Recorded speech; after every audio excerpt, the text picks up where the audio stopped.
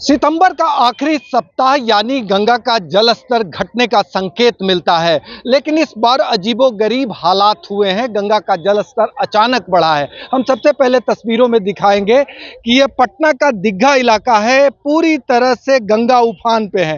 पूरा दियर इलाका डूब गया है और पूरा इलाका जलमग्न हो गया है।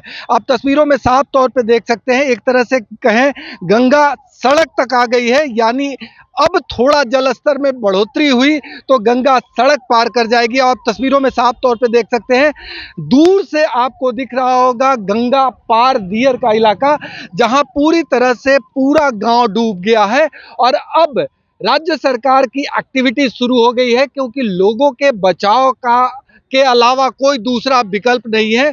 उस इलाके से जो लोग पानी में फंसे हैं, उन तमाम लोगों को बाहर निकालकर ऊंचे स्थान पर जिला प्रशासन के द्वारा रखा गया है। खास करके मवेशियों की अगर हम बात करें तो आप देखिए रैन बसेरा बना दिया गया है, एक तरह से कहें, और यहाँ पे मवेशियों को रखा गया है, क्योंकि पूरा इलाका डूब गया है। और डूब जाने के क्या क्या क्या हो गया है? बड़ी सब पूरा पानी हो गया है घर में सर, बड़ी तबाही हो गया है। तबाही हो गई तो यहाँ जानवर ला के क्यों रखे हैं? खाने पीने के लिए रखे हुए हैं सर, कि खाना पीना मिले, जानवर और हम लोग खाएं रखेंगे। आप तस्वीरों में देखिए उस इलाके में जहां पूरी तरह से दियर इलाका जलमग्न हो गया है, उसके बाद जानवरों को रखने के लिए कोई व्यवस्था नहीं है। नतीजतन ऊंचे स्थान पर यानी दीघा इलाके में जो ऊंचा स्थान है, वहां पे लाके जानवरों को रखा गया है और किसी तरह से जान माल की क्षति को कम करने का प्रयास किया गया है। ये जो कैटल्स हैं, ये जो जानवर हैं, ये तमाम दियर इलाके के हैं और दियर इलाके से लाके इस इलाके में रखा गया है, क्योंकि कोई दूसरा विकल्प नहीं है। चारों तरफ पानी घुस गया है और पानी में घुस जाने की वजह से जो जनजीवन है वो पूरी तरह से अस्त व्यस्त है। महिलाएं, बच्चे, तमाम लोग यहाँ पे आके किसी तरह से जान बचा रहे हैं, क्योंकि चारों तरफ पानी फैल गया है और चारों तरफ से पूरा इलाका जलमग्न हो गया है। कोई विकल्प न होने की सूरत में यहाँ रुकने के अलावा कोई विकल्प नहीं। कितना पानी घुसा हुआ है अंदर? पूरा पानी घुस गया था, बहुत डांर भर पानी है भरमात। महिलाओं बच्चों को भी दिक्कत हो रही है? बहुत दिक्कत है, तब ना यहाँ पर आया हुआ है सर शरण के लिए। क्या लग रहा है ऊंचे स्थान पर जानवरों को सुरक्षित? यहाँ बहुत अच्छा है सर। राज्य सरकार की तरफ से ये व्यवस्था की गई है और तस्वीरें बयां कर रही है कि गंगा का ये रौद्र रूप करीब करीब अक्टूबर के आसपास, सितंबर का आखिरी स्टेज चल रहा है। और आमतौर पे जब गंगा डाउन होती है, जलस्तर घटता है, तो गंगा उफान पे आ गई हैं। आप तस्वीरें देखिए, एक बार फिर से तस्वीरें साफ साफ बयां कर रही है कि दीघा घाट के उस तरफ यानी दियर इलाके में क्या हालात है। आप देखिए लोगों के खाने की भी व्यवस्था जिला प्रशासन के द्वारा की गई है। क्या स्थिति है दियर में? दियर में अभी तो स्थिति खराब है सर। पानी हम लोग का घर में चला गया है, तो अभी दिक्कत है, इसलिए माल जाल सब यहाँ पर आया है सर। महिलाएं, बच्चे भी असुरक्षित हो गए? हाँ, सब यहाँ पर आया हुआ है। कुछ लोग अभी है, लोग आ रहा भी आगे भी है। अब बहुत आदमी अभी वहाँ है ना, कम से कम 5,000 की संख्या में भी फंसा हुआ है लोग। हाँ, तो उसके बाद आवेगा तो अपना सब आ जाएगा। आज 5,000 से ज़्यादा लोग उस इलाके में फंसे हुए हैं। हम तस्वीरें दिखाएंगे। जिन लोगों को रेस्क्यू करके लाया गया है, उनके भोजन की भी व्यवस्था की गई है, क्योंकि इनके घर द्वार पूरी तरह से गंगा में समाहित हो गए हैं।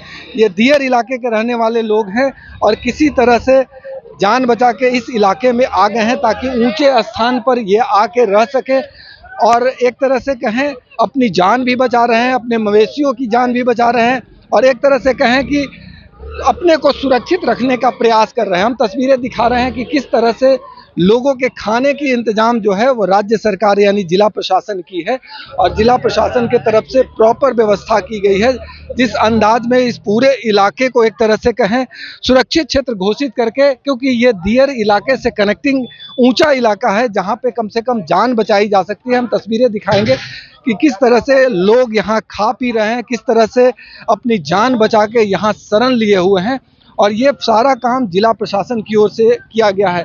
आप तस्वीरें साफ तौर पे देख सकते हैं, यहाँ खाना बन रहा है और यहाँ से खाना बन के वैसे रेस्क्यू किए गए लोगों को खिलाया जा रहा है, जो किसी तरह से अपनी जान बचा के यहाँ आए हैं।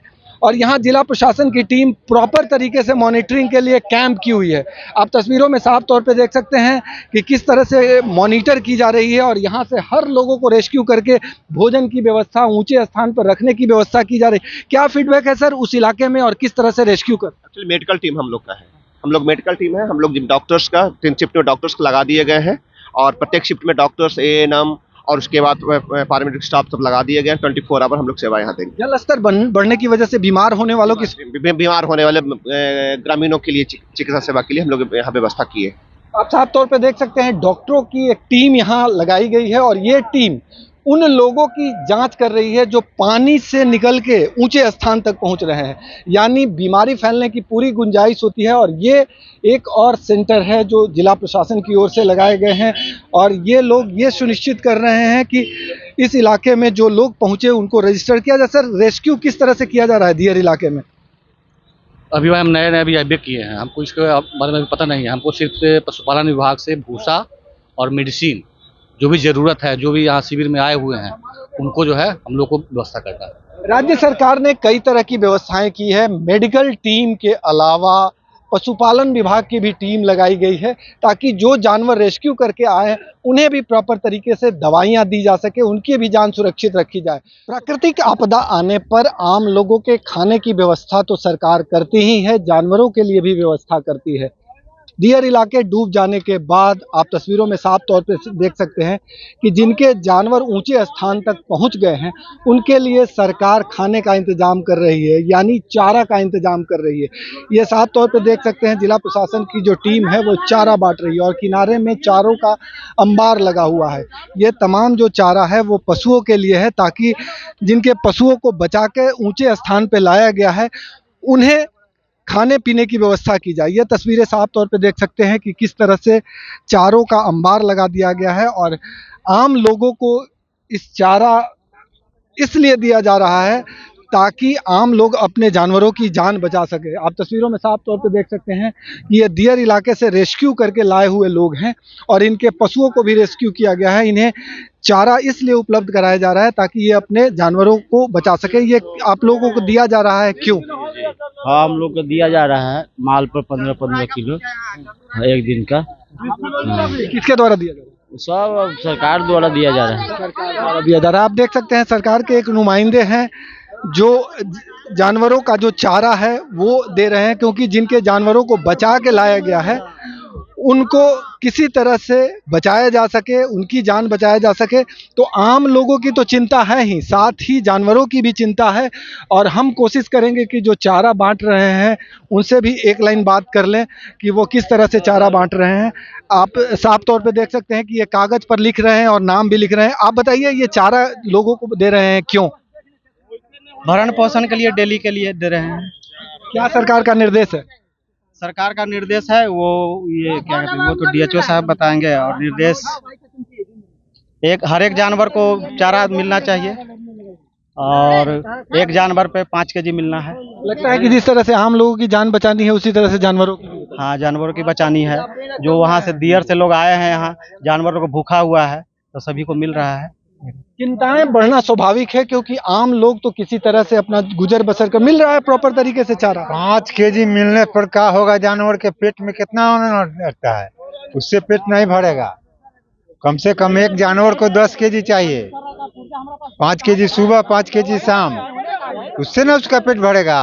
अब हम लोग मजबूरी में हमें जो मिल रहा है उसी से गुजारा कर रहे हैं, दूसरा उपाय नहीं है। थोड़ा और मिलना चाहिए, और मिलना चाहिए, कम से कम 10 केजी मिलना चाहिए हमको। क्या लगता है 10 किलो मिलना चाहिए? हाँ, 10 किलो तो नहीं मिलेगा तो कैसे होगा? 10 किलो नहीं मिलेगा तो कैसे होगा? तो आम लोगों की चिंता अपनी जान बचाने की तो है ही, साथ ही जानवरों की चिंता भी सता रही है। राज्य सरकार की तरफ से उनकी चिंताएं दूर करने का प्रयास भी किया गया है और जानवरों के लिए चारा की अलग से व्यवस्था की गई है ताकि जो जानवर रेस्क्यू करके लाए गए हैं उनकी भी जान सुरक्षित किया जा सके। सहयोगी कैमरामैन राकेश के साथ दीघा पटना से आशुतोष कुमार।